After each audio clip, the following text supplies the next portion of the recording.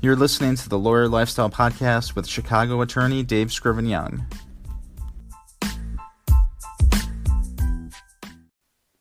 This podcast is brought to you by Anchor, which is the app that I use to record and edit the Lawyer Lifestyle Podcast.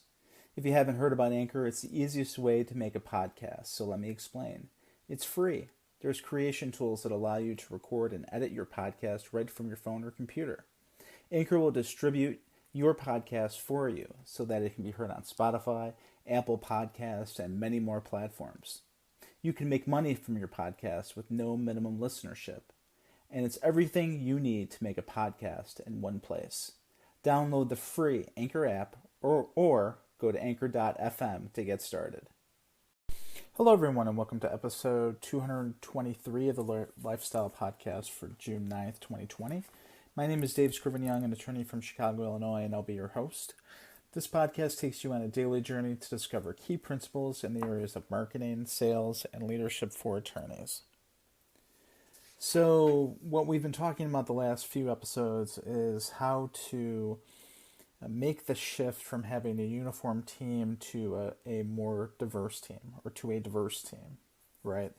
And we've talked about sort of what the business case is for diversity, and we're getting into the reasons why, or the obstacles surrounding not having a diverse team. And we're going to be getting into perhaps the hardest reason, I guess, to talk about and to think about, which is prejudice. So this is number three, obstacle number three that John C. Maxwell has in his book Leadershift, and that's it's an unwillingness to deal with prejudice. So Dr. Maxwell talks about how when he moved to Atlanta, coming from, a typical uniform, community, he's now moving into and connecting with the African-American business community in Atlanta. He says that he's discovered that he possessed a passive prejudice against people who were unlike me, is what he's saying. Because of my ignorance, I had a blind spot. I assumed that people like me had good ideas that worked better than anyone else's. And exposure to different people from different backgrounds revealed my prejudice.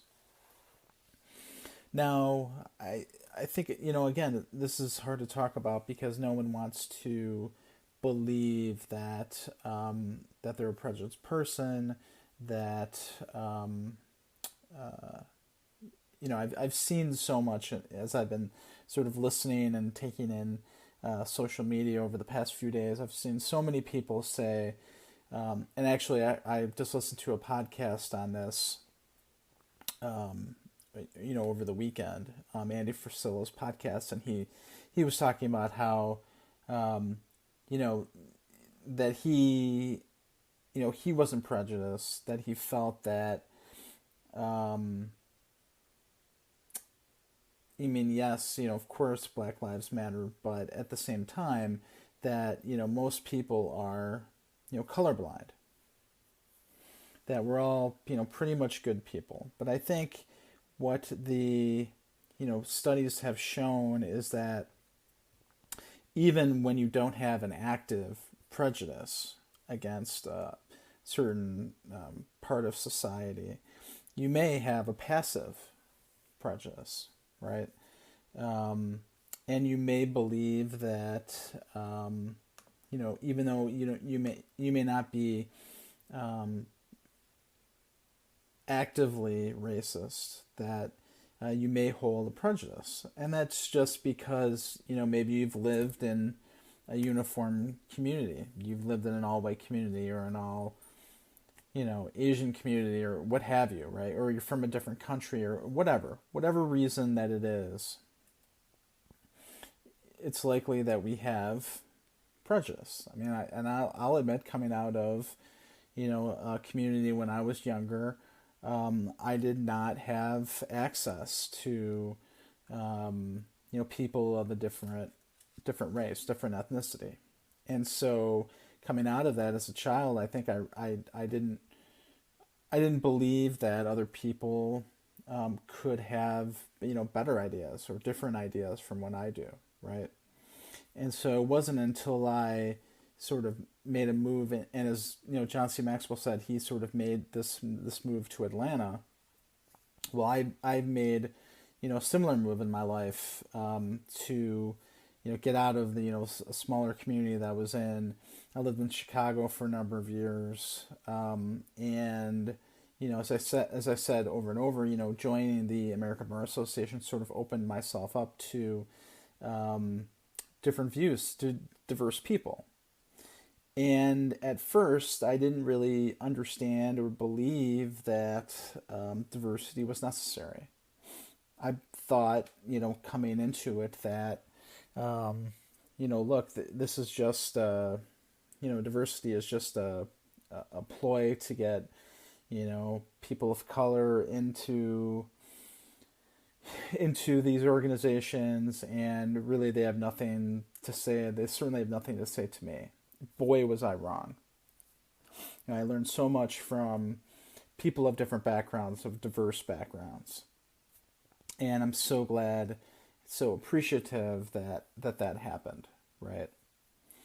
So now, what I can tell you is what's probably the most important way to get over your prejudice is by being, number one, by being self-aware.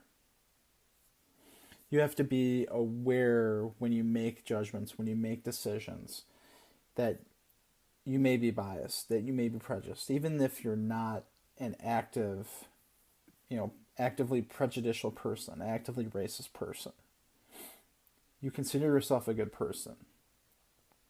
But you may actually hold these prejudices that you have to recognize when you make decisions, when you make hiring decisions, when you make decisions as a juror, when you make so many little things that you do, that even though you may not be actively prejudicial, it may come out in your actions.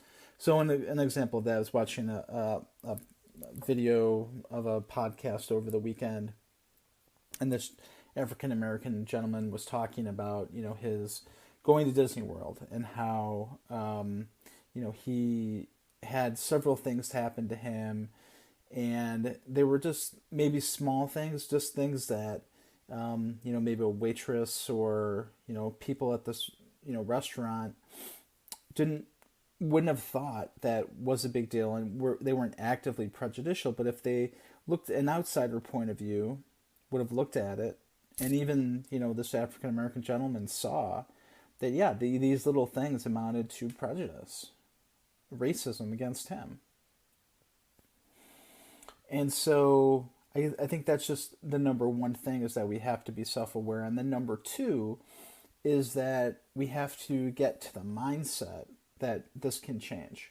Because the one thing that I do hear over and over again in this area is that, look, I have a prejudice that's, passive, but there's nothing that I can do about it. It's sort of set. There's nothing I can do, and it's just a fact of life. And I don't agree with that. And if you look at somebody like Carol Dworkin, who works in the mindset area, it's all about believing that it can be changed, that you can overcome your own personal prejudice to build a team that allows it to be diverse.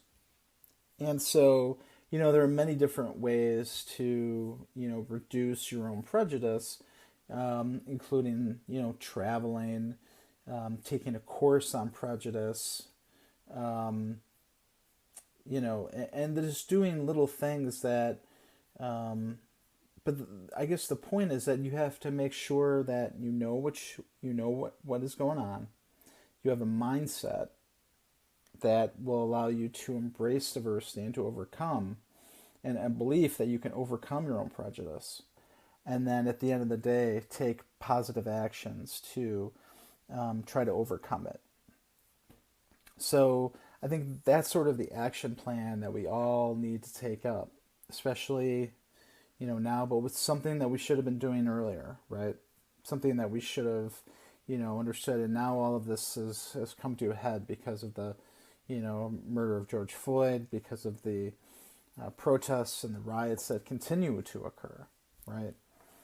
And so we have to remember that, yes, there's a business case for diversity.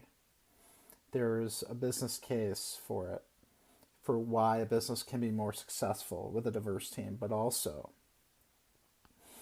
there's a prejudicial aspect to it that I think we all need to overcome just as people. And I'm so glad that this book and that this topic has come up at this particular time, because I don't think it would have meant enough to us for us to take action. But now we have to come to the conclusion that we need to do something about it right now. So for your daily action item, I want you to think about what can you do to overcome the prejudice in your life. And I would love to hear just one thing that you are committed to doing. And you can do that in a couple of different ways. You can leave me a voicemail by going to anchor.fm/attorneydsy and hitting that message button. You can leave me a comment for me to play on the show or a question for me to answer. You can also leave me a comment or question on social media. I'm on Twitter, Instagram, Facebook at AttorneyDSY. I'm also on LinkedIn, so let me know if you have any comments about this episode. Tell me what you think about this podcast, or give me a topic you'd like to hear about. This podcast is on iTunes, Google Play, Stitcher, Pocket Cast, TuneIn, and Anchor, so please be sure to subscribe and rate and review. I also want to invite you to the next session of the Lawyer's Emotional Intelligence Book Club, continuing on with Dr. Chatterjee's book, The Stress Solution. And the next session will be this coming Wednesday, tomorrow, June 10th at 7 p.m. Central Time. You can find out more at facebook.com/lawyerseq. Have a great day or night, and remember to fight for the lifestyle that you want and become the rainmaker that you need to be.